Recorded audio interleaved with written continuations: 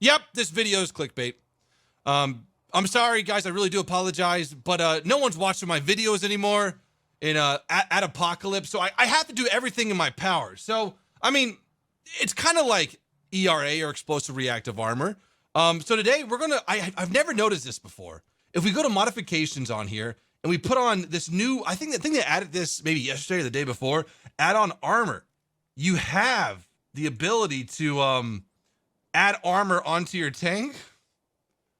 And the reason why I put ERA in the title was because it does explode when an enemy shell hits. So instead of having 48 or 38 millimeters of armor, you have 17 plus. Guys, I'm just fucking, really am. Today's video, we are going to show you something that's going to change War Thunder, and I think for the better. This is going to be revolutionary in War Thunder.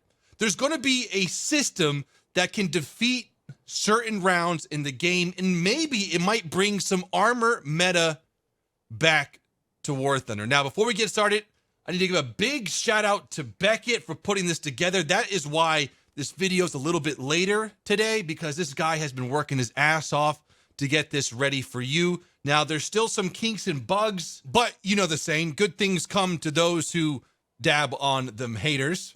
Fuck me. Kill me now, please. This is the T-64BV, and as you can see, it is loaded out with ERA, or explosive reactive armor. Now, if you don't know what ERA is, it's an add-on armor package, and I don't really know the engineering behind it. All I know is that once it's impacted with a strong enough kinetic energy, it explodes. So what this is really good at is countering hold charge or shape charge projectiles and lowering penetrating power of solid shot or AP FSDS. It doesn't stop it that well, but it does lower the penetration. But what it does really, really well is ruining the hold charge, ruining the ATGM, ruining the heat fin stabilize. And once it explodes, it's gone. And you can shoot that same part again with a shape charge, and the ERA, well, it's already exploded, it's not there anymore, and you have a better chance of going through. Now, I shit you not, one thing that blew my mind about just the T-64BV is that its upper front plate is 630 millimeters of effective armor. Yeah, let that sink in for a second. And plus, it has ERA doused all over it. Now, I don't know why there's ERA on it, other than maybe, I don't know much about the this era of tankage, so maybe the Allies, the British, the Germans, the Americans had rounds that could defeat 630 millimeters, but then the lower front plate has 80. I mean, you gotta hide this thing's lower front plate at all costs. But without further ado, let's get started. I gotta find one thing to kill early. Okay, yeah, we're just gonna kill this thing. Just fucking die. Did that just bounce my armor piercing fin stabilizes discarding Sabo? I believe this 125 millimeter gun has 570 millimeters of penetration at 100 meters. Oh, that feels fucking bad. This thing should reverse like M1 Abrams, I swear. Okay, let's load the whole charge. Oh shit, my bad about that. I'm not gonna shoot the upper front plate just because even when we do remove the ERA, we still cannot penetrate the upper front plate. And I will demonstrate that for you guys here. But we're gonna shoot the side. It's gone. It's gone now. Here we go again. And then it goes in. So what this means to tanks versus ATGMs is that they might have a chance to get out and acquire where the ATGM user is. You get shot, you see your ERA is kind of gone. You hit this button here, and you get the fuck out, or you go into your smoke a little bit. Holy fuck, that shit goes high. Now, there is one thing to note about these era of tanks and Hellfires and the Russian equivalent, is that they designed, because of ERA, they designed tandem warheads. So the first warhead was to get rid of the ERA, and then the other one was to penetrate. So I don't know if they'll add that. I mean, we did have a Hellfire, but I don't know if it actually performed like a tandem warhead. Now let's try the turret. We did get through that. Let's try again. There we go. That one countered it. The backside. Countered it.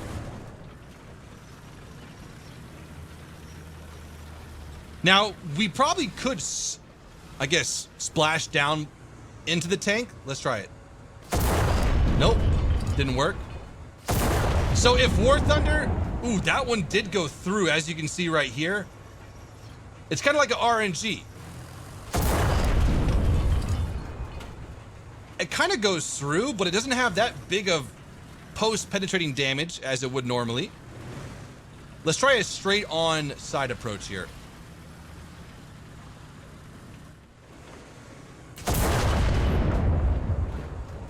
Some does get through, though, but not as much copper as it would if it wasn't there.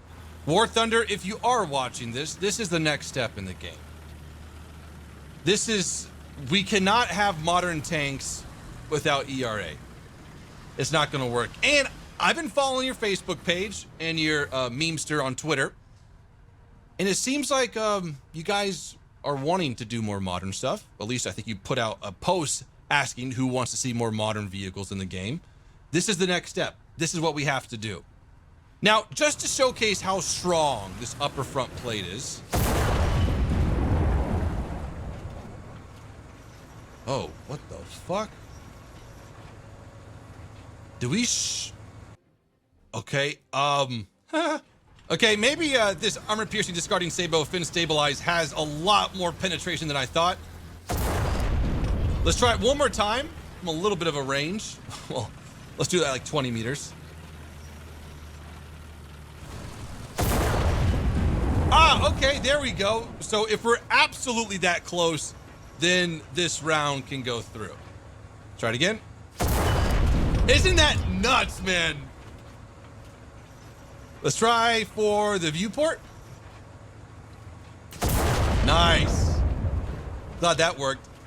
Now we'll do the whole charge. And then after this test right here, just to show you this armor, we'll play a little mission out with it and see how it performs against things that fire back. Typical splash damage, took out the cannon barrel, and we'll go with our ATGM.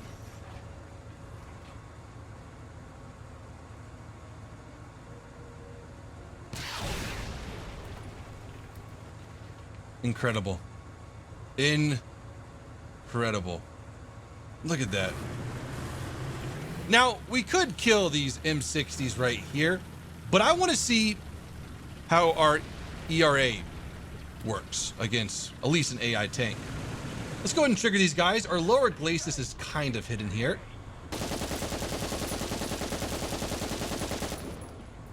Yeah, he's not budging. Maybe shoot his tracks. Did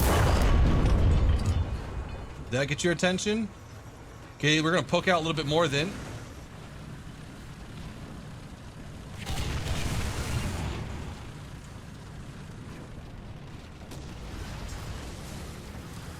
Where do they go through?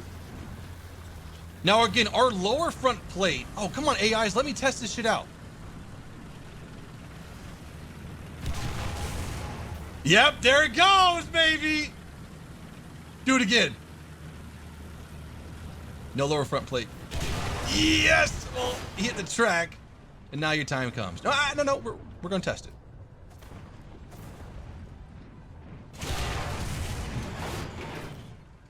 Now, I don't know how he didn't penetrate that, but he didn't. Maybe that was, none of that ERA went. Okay, we got 21 seconds, and we're gonna push more to the left. We're gonna post up by our friendly T-62 here, repel enemy attacks, and hide our lower plate and see how the T-64 does against tanks already in War Thunder. Is that a Centurion? Yeah, it is Centurion. Don't shoot the lower front plate. Don't shoot the lower front plate. We'll hide it right here. Perfect.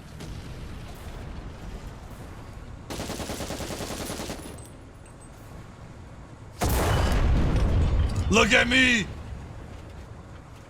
Yes! Would you guys stop ruining this test, please? And stop shooting through me? All right, you got him. Good job. Yes, that was awesome. Our lower front plate is exposed, though. Don't shoot my cannon barrel. We cannot have that, Chieftain. Little angle here. I feel so fucking dirty. But if they fire a little bit lower, ooh, classy. Yeah, I guess I'll repair it. Oh, interesting. Had to be lower front plate.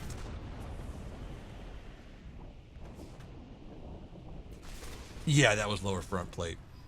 Well, guys, there it is. We're able to showcase how ERA would work in War Thunder. Now, granted, even if I didn't have ERA on my upper front plate, they wouldn't have been able to go through at all. But we were able to see how where they shot, the ERA would react to the incoming threat and detonate to reduce the penetration or completely nullify it if it was a hold charge.